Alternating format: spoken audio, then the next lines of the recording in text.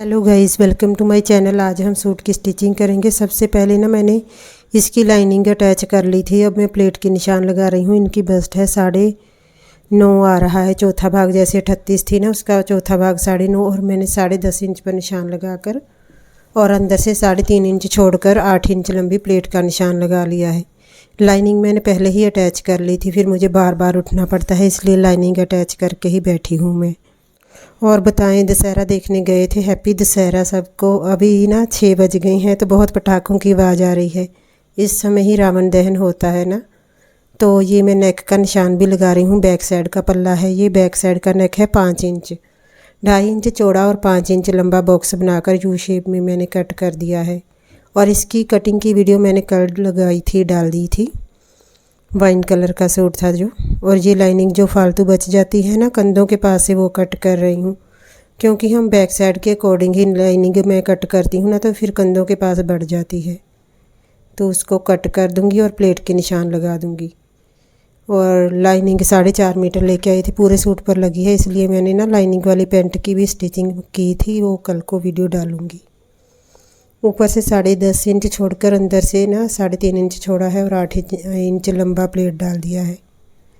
9.5 चौथा भाग था इनकी बस्ट का। वैसे मैंने 39 इंच लगाई है, 1 इंच फालतू लगाई थी फिटिंग के समय, क्योंकि जो पिछली फिटिंग उनकी लिखी हुई थी ना, उससे 1 इंच उन्होंने बोला था कि फालतू बना देना, थोड़ा खुला बना देना। और नेक का निशान भी मैंने साथ में ही लगा लिया है, सेंटर करके इसका तो निशान लगा लिया है। अब जब हम मशीन के पास बैठेंगे ना, तो फिर नेक भी रेडी कर लेंगे। और मैं फिर से एक बार इंची टेप से चेक किया है कि बिल्कुल सेंटर में हो लाइन, नेक बिल्कुल सेंटर में बने हमारा। और ये पीछे का है, इस पे रेब पट्टी लगाएंगे। पीछे का गला है, आगे बुकरम का गला बनेगा।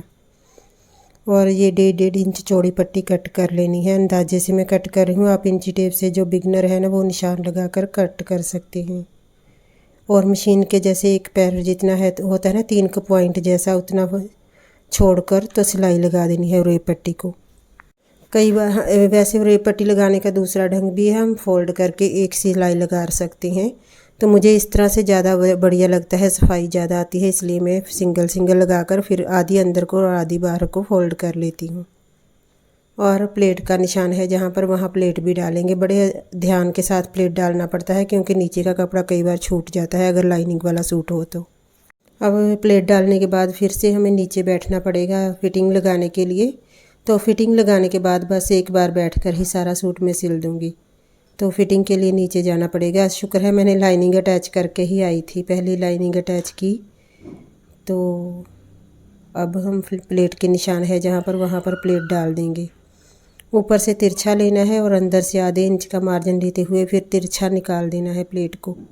अगर आप पहली बार डाल रहे हैं ना, तो किसी का सूट ले ले प्लेट वाला, तो उसको देख देख के ना फिर डाल लेते हैं।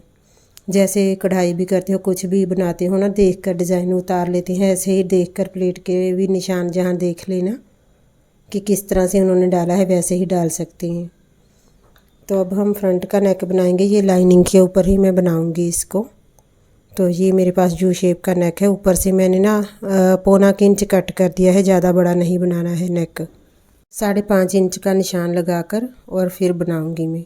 ये लाइनिंग बची थी मेरे पास, उसके ऊपर ही अटैच कर रही हूँ। एक साइड पर 1.25 इंच मैंने जोड़ लिया है। अब दूसरी साइड से शुरू करूँगी और पूरा नेक जोड़ लूँगी, कपड़े के ऊपर सिलाई लगा लूँगी बड़े बक्से के साथ। कई लोग पिन से अटैच करते हैं ना, मैं ऐसे ही एक साइड पर सिलाई लगा लेती हूँ, फिर समझ आ जाती है कि कैसे लगाना है।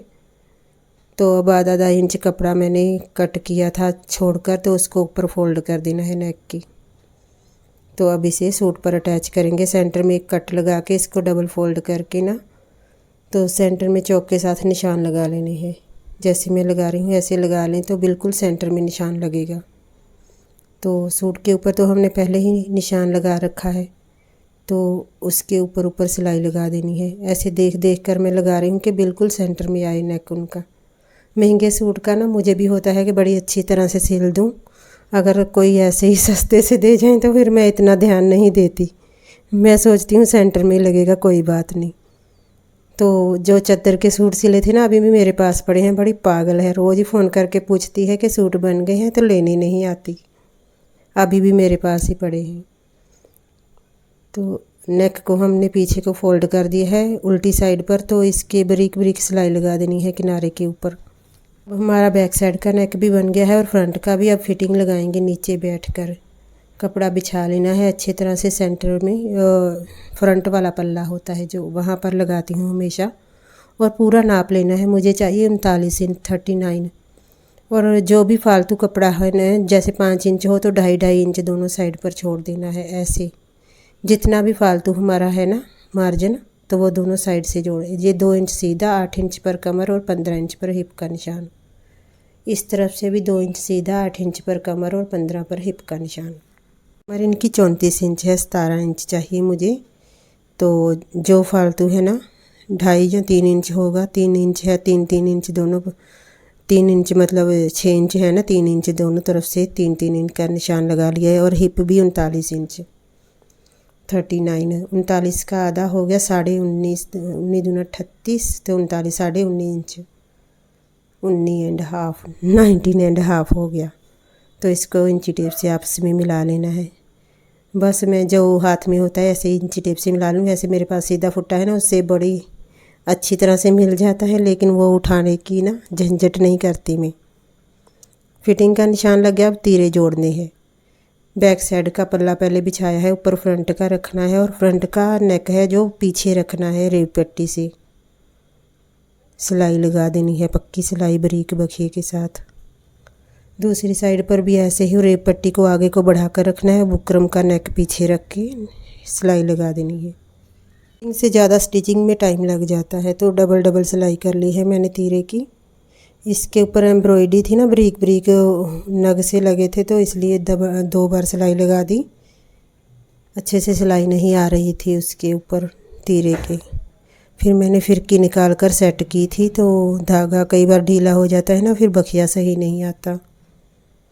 दूसरी तरफ भी ऐसे ही फिटिंग के ऊपर सिलाई लगा देनी है। तो एम्ब्रॉयडरी वाले सूटों के ऊपर बहुत बार धागा निकलता है, पता नहीं क्यों मशीन का। जहाँ पर हमारी फिटिंग का निशान है वहाँ पर लगा देना है। ये देखने को लग रहा है ना सीधी लाइन है, लेकिन हमने प्लेट डाले हैं तो फिर बहुत अच्छी फिटिंग आ जाती है। प्लेट में कपड़ा काफ़ी चल जाता है अंदर को, इसलिए जब चौक से निशान लगाते हैं ऐसे लगता है जैसे सीधी सीधी है, लेकिन बहुत अच्छी फिटिंग आती है प्लेट के साथ। कपड़ा थोड़ा ज़्यादा लग रहा था तो वो मैं किनारे से कट कर रही हूँ। ज़्यादा मार्जिन हो ना तो फिर जब सीधा करते हैं सूट को तो फिर बल आते हैं उसमें।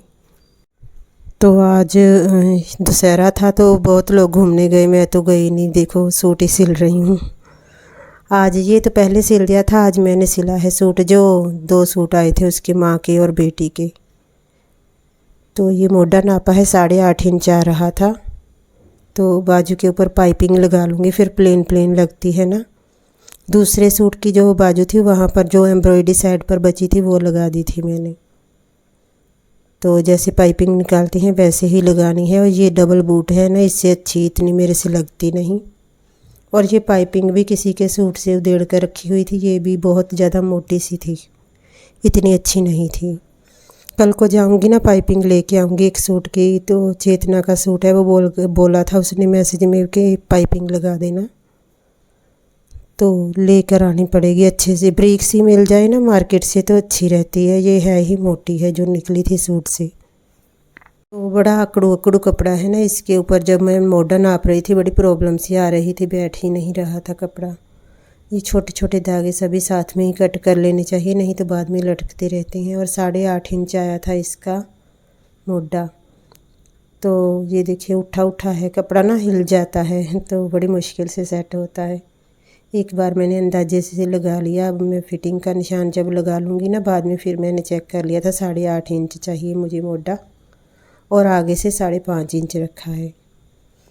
और शुरू करके डबल सिलाई कर ली है, तो बाकी सिंगल सिंगल लगा देनी है। जब हम शुरू करते हैं बाजू को तब डबल ज़रूर कर लेनी चाहिए, नहीं तो सिलाई उधड़ना शुरू हो जाता है। और ये आगे की काट मैंने डाली नहीं थी, साथ साथ ही डालूँगी इसके।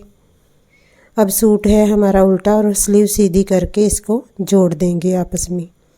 फिटिंग का निशान फिटिंग के निशान के साथ रखकर बाजू को गोल गोल घुमाते हुए जोड़ देना है। मैंने ऐसे ही पाइपिंग लगा कर रेडी कर ली थी। ये उल्टी थी ना तो फिर मैंने काट डाल दी थी, तो उसको सीधी करके काट डाल दी थी, तो फिर बिल्कुल सेट आ जाता है।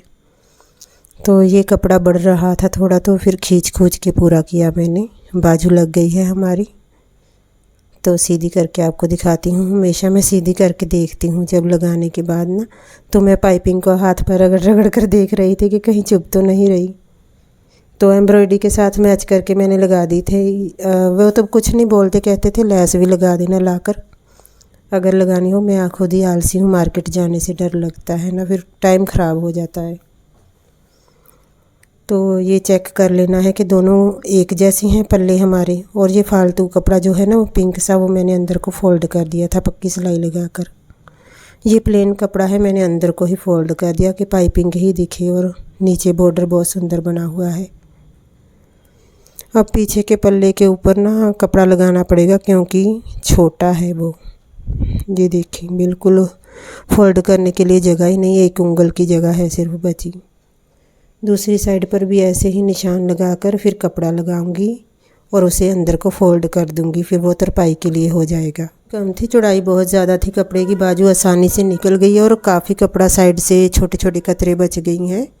तो कई बार ना नीचे कपड़ा लगाने को भी नहीं होता, तो फिर मैं लाइनिंग लगाती हूँ। ये तो सूट का कपड़ा बचा हुआ है, वो लगाकर अंदर को फोल्ड कर दूंगी तरपाई के लिए। हो तो ऐसे ही नीचे जो घेरा फोल्ड होता है ना, 2-2.5 इंच का फ़र्क पड़ जाता है।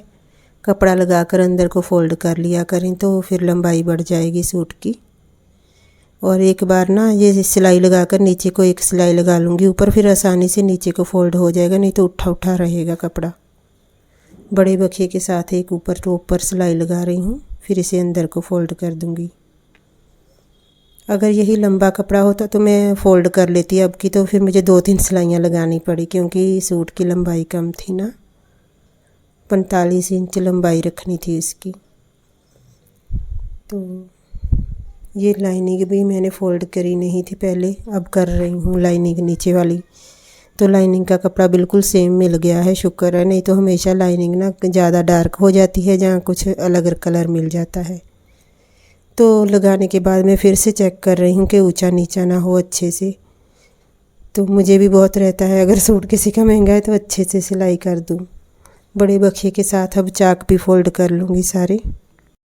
ना मुझे बहुत सांस जी चढ़ जाती है, अभी भी मेरा गला अच्छे से ठीक नहीं हुआ, लेकिन चलो ठीक हो जाएगा।